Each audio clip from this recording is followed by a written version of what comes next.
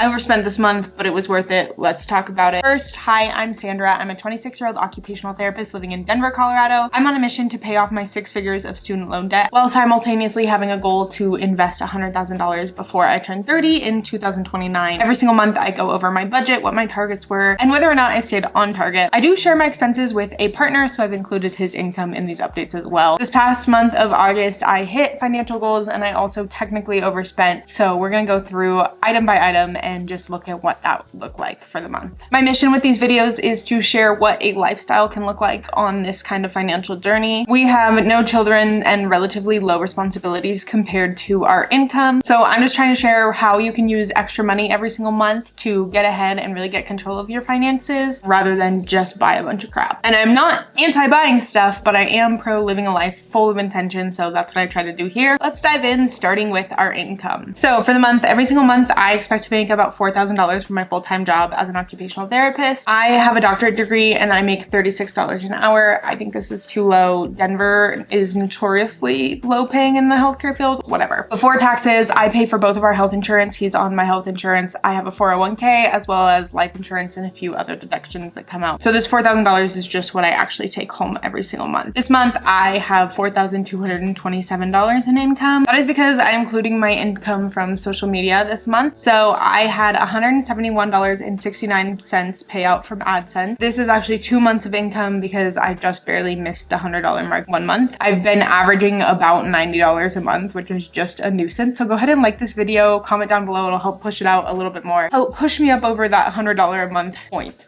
But yeah, $171.69 hit my business account from AdSense. I don't personally budget any of this money, but I'm including it in the video because you guys are interested. And then I had $24.89 hit my account from Etsy sales. I do have expenses from my business account. I pay for Canva, which is like $25 a month, and Epidemic Sounds, which is $18 a month. So with those expenses, my business is still profitable, which is nice, but those expenses do come out. I don't budget them here. I gotta figure that out. So that's a total of $196 that is separate from my full-time job. I leave it in that account. I'm trying to have $1,500 saved in that account before I do anything with it. And because my income isn't consistent every single month, I don't want to count on putting that money towards debt or anything yet. From my full-time job, I made $2,022 and $2,008. Jake contributes $2,500 per paycheck, so $5,000 a month to our shared expenses. This isn't his whole income, it's just what he contributes to our shared expenses, and I'm including this to share kind of how we manage our lifestyle financially and how much that actually cost us, because I think it's helpful to see. So that brings our total income for the month of August to $9,227.68. My priority is always to pay off my student loans as aggressively as possible. This month, I put from my own money $1,860 to my debt. Real quick, if we switch views here and look at my balance, my end of month balance for my student loans as it stands is $82,914.11. That is down from $84,000 some dollars last time. I'll put the total here. I also contributed $583 post-tax to my Roth IRA. Love that. Go me. I consider this the bare minimum while I'm paying off my debt because I'm so young and this money is going to grow so much and my debt is going to take me multiple years to pay off whether or not I put an extra $500 a month to it. So it is very worth it to me to put that money towards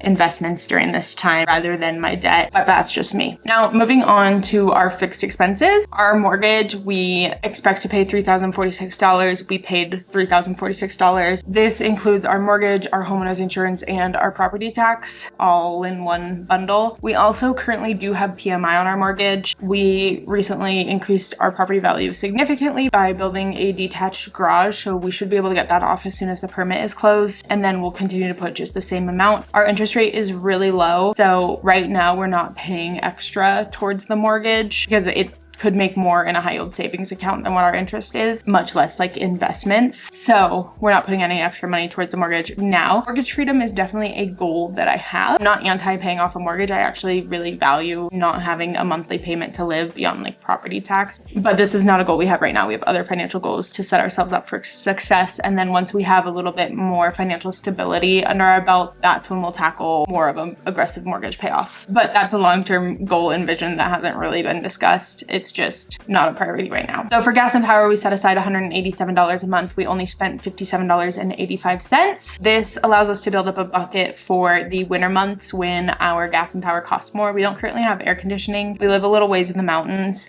so it's not really a need. So in the summer, our bill is extremely low, and then in the winter it's higher. But rather than try to budget $400 a month in the winter and $20 a month in the summer, we just round out what we expect the average to be for a year and then set that money aside and just spend it from the bucket. So that's all good. For water, we expect to spend $80. We spent $79.95. We're actually in a drought right now, so we're in like a class 2. I don't know. Our water is more expensive per use, so this was right on the money. Trash, always right on the money. Internet, car insurance, we always know what we expect and do spend that, as well as our phone bills. So in total for our fixed expenses, we spent $3,613.17. For our variable expenses, this is where we lost the plot a little bit, okay? Just a smidge, and it's honestly not that bad. Budget $1,000 for groceries. We spent $1,072.65. Our grocery budget is something that we are actively working out exactly what we need. We are a family of 2. This is a really high number, but we like to eat fresh, organic, high quality food. It costs a lot more. We also have our groceries delivered. So that is that. And if you're like, oh, you could save money by grocery shopping, I could save money by grocery shopping. Jake runs 2 businesses. I do YouTube on the side of working full time, and I help him with his businesses, and we have a whole household to run, and we don't live 2 minutes from a grocery store. So the 3 hours a week that we save by having our groceries delivered, we can make more money than the cost of delivering them. So not a concern, but that helps explain why our grocery budget is $1,000 a month for 2 people. Eating out is where we really blew the budge. So we budget $150, we spent $272.39. So if we want to look at the specifics for eating out, one thing that I like is that you can just filter. We had a date night this month, and we went to a Japanese restaurant because we're planning to go to Japan, and so we went to like a higher end Japanese restaurant to try some different foods that weren't sushi. We went and got milkshakes. Jake's sister did us a huge fat favor, so we bought them a milkshake. I think, can't imagine why this wouldn't be just like $5 if it was just us. So we must have bought them milkshakes, and that would have been the thing to do. We spent a crap ton of time working on the garage, like an 18-hour day. So we ended up just ordering food, and it was $48.65 for Chipotle.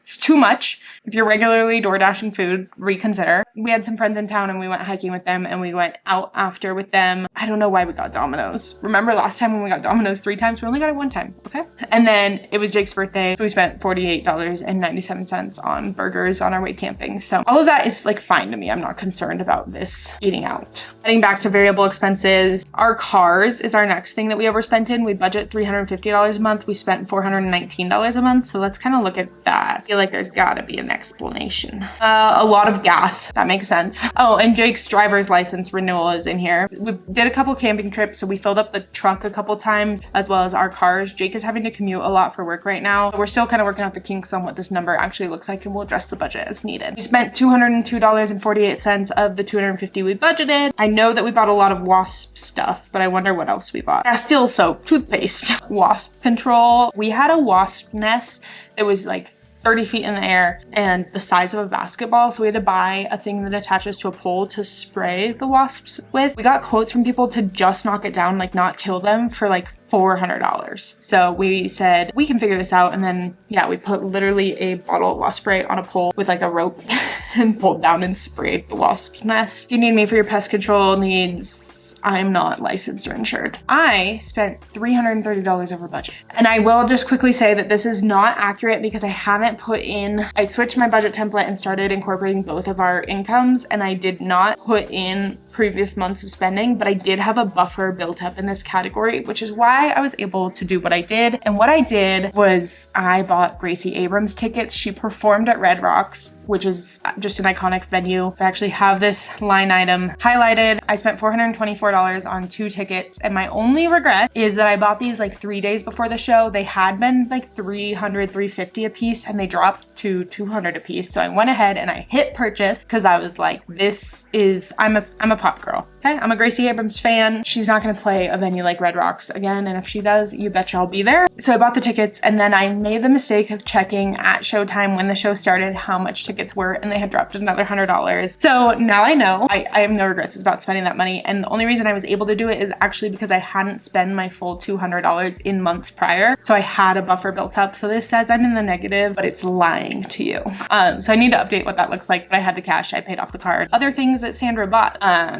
Let's find out. I bought a sweatshirt. It says ski like a girl, and it's real cute. It was on sale at one of our local shops, and I saw it and I said, if that's less than $30, I want it. And then it was 25 bucks. I think it was like 22 plus tax. You guys, the news is out. Life of a Showgirl is out October 3rd. I am the proud owner of a vinyl, and it'll arrive sometime after October 3rd. So I pre-ordered that. I bought donuts for Jake's birthday, and then I bought Chinese food kind of for Jake's birthday. It was actually the worst Chinese food. Like, I actually left a negative review at a restaurant because it was so bad. It was like microwave. Like, you could have gotten me a lean cuisine and it would have been better. That's what I spent my money on this month, and I have no regrets. I actually feel really good. And that is my favorite thing about having control of my money, is that I can do things like buy Gracie Abrams tickets and not regret it even a little bit. Savings wise, I won't talk a lot here because, again, haven't fully updated my budget, so these numbers aren't super accurate. Like, this negative 580 for travel just isn't true, so I don't feel like it's super valuable to talk about. But we did contribute to all of our sinking funds this month. Our sinking funds are just things we know we're going to spend money on, so we save up a little bit of money every single month rather than having one big bill hit in a month and not really knowing what to do with it. I saved $1,167 towards sinking funds. So lads, technically we overspent by $413.53, but this does not include cash that I had rolled over from months prior. So we did spend more money than we had budgeted this month, but it's okay because we have cash in this account that's just not accounted for. My goals for next month, let's talk about them. As we covered, my debt is just over $82,000. I want to hit the 70,000, even if it's 79999. I am going to update my budget template in this next month and calculate all of the money that I have, because if I have a leftover $1,000, I'm gonna put it towards my debt. And I would love to have a low spend month. I know I can't have a no spend month because just I know what my calendar looks like in the month. We're doing a ton of camping, a ton of adventuring. So I really want to live fully in those moments. There will be no bullshit on my spending. It's all going to be super valuable. I had none last month, so this should be a pretty easy goal to stick to. If you guys want to stick around and tag along while I achieve these goals, go ahead and subscribe. And then, as always, you can watch the next video right here. And I will see you in the next one.